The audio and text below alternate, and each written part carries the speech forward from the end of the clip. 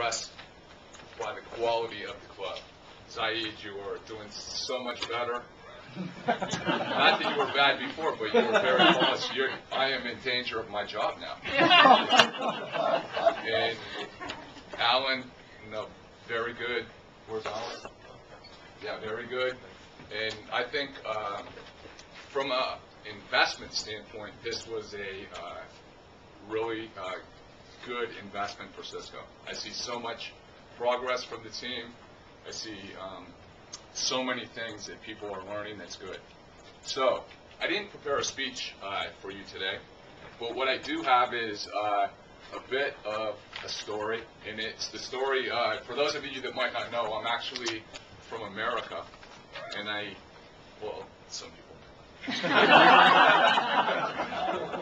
And I came over here about 3 years ago, and when I first came over, I was thinking, no, 100 years before that, my great-grandfather had come from Denmark to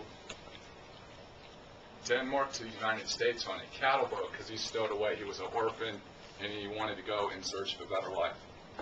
And so I thought, I'm kind of like my grandfather, or my great-grandfather, but then I thought, no, not really, because I'm being moved over, you know, have a house over there, car, all this kind of stuff, and so much easier circumstances. But it was really a interesting and great journey to come over here, because now I'm about to go on my way back to the United States. And so maybe I could talk something about what I learned when I came over here. So when I first got here, I moved over by myself, and my family was still behind. And I didn't have so much to do at nighttime and that kind of stuff. And so I'd come into the office. I didn't have my internet yet.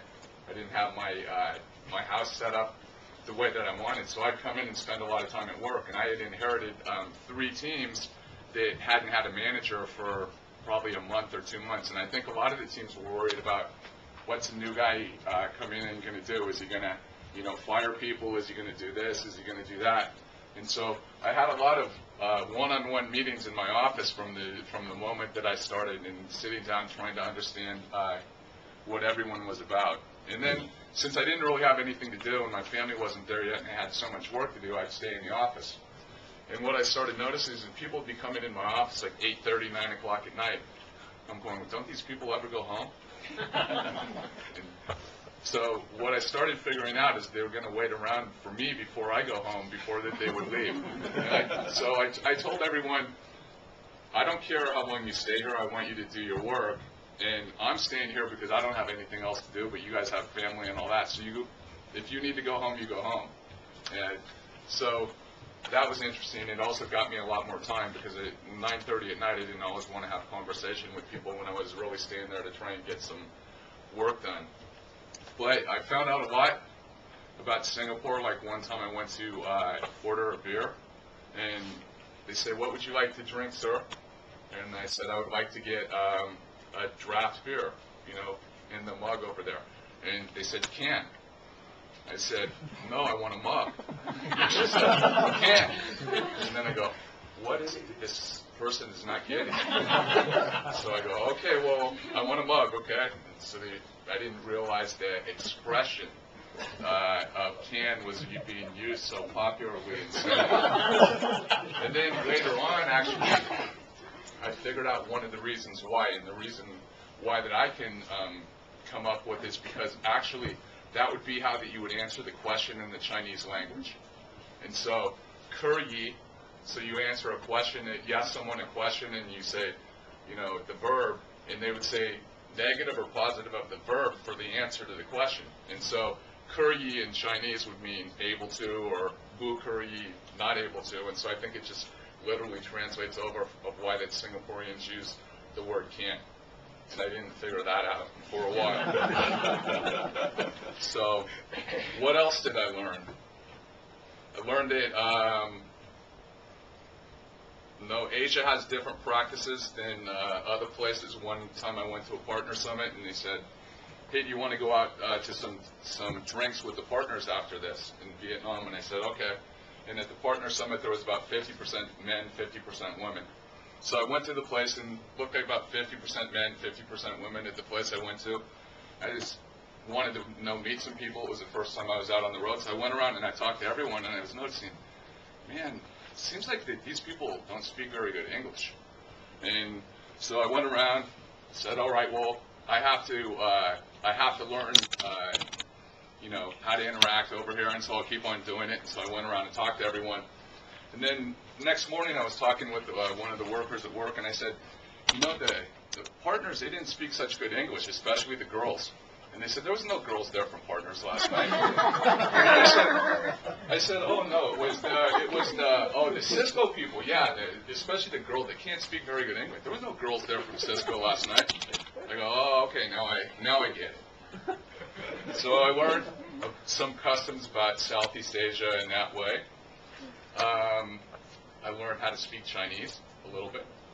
So I was in China one time, and I noticed that I had been spending so many trips there, and I was always having to have people pick me up at the airport, take me to the hotel, take me to dinner, and I felt like that I was being escorted around all the time, 100%. And I was getting kind of sick of it, because sometimes I would go there for like a week or 10 days, and I never had any time to myself. And so I was there, and so the first thing I did, I tried to learn what people's names were on the China Cisco team. So I learned everyone's Chinese name. And then my boss was making fun of me, like, oh, you'll never be able to speak Chinese. So I said, by the next time I come back here, I will speak 100 words or more. And the next time I was coming back was in 30 days. So I got my phrase book, and I did 3 words a day. I think I actually spoke about 150 by the time I made it back there, not well. And then, I continued doing that, and so I think now I can speak about 500 words in some sentences in Mandarin. But the other thing I found out is that don't learn Mandarin from a Singaporean. Because if you do, or if you want to learn Mandarin from a Singaporean, you should tell them, no, I want you to speak like proper Mandarin. Don't mix in Hokkien, all these phrases that they don't use in China, because this is of no use. I can speak to you guys already. Yeah. So I learned that there's a lot of different versions of Mandarin. And I kept up my language stuff. I recently went to Thailand, and I was able to pick up a few words there. Like for Mandarin, you would say, like, no worries, may one ti. And then in Thailand, you would say, mai bin dry. And I also told them I could speak 3 other words. I said, I know the word for elephant, chong. I know the word for lion, singha. And I know the word for horse, ma. That's because this is the 3 bears at this time. So I'm very creative in the way that I've learned the language. I learned how to eat all the local food. And so I went and had all the local food in Singapore. I went to Korea, and I was able to eat some stuff that I didn't know I wanted to eat, like a dog. And they didn't tell me till the end, and then they said, oh, do you know you just say the dog? I said, no, but it tasted not that much different than other meat, but my dad is a veterinarian. So I wish I would have known about that ahead of time. When I went to Taiwan, we went to Snake Alley. And so Snake Alley, they have the snake and they throw it up on a wire, and then they take a razor and they kind of slit the snake down, and they put a bowl underneath it, and the blood drips out. And then you drink the blood, and then they take the snake meat and they'll put it in a soup or cook it or something like this, and so they eat that too. So I went and watched this, and no, I didn't actually drink the snake blood, but I had a colleague that was coming in the next day from Cisco, Singaporean, and I told him, last night we went to Snake Alley and I drank the blood, and tonight it's your turn. And then after that he drank the blood, I never told him that I didn't do it the night before.